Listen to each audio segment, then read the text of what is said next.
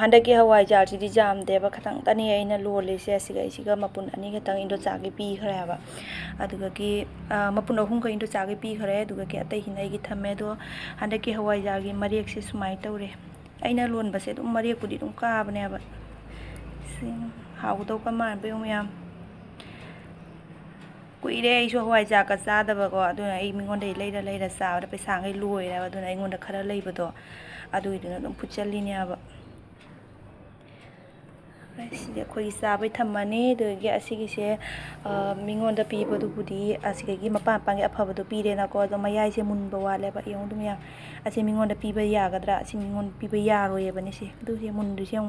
kalli se jengo ba aduna asigisi mo tongana lawtho thamdoine aigi video se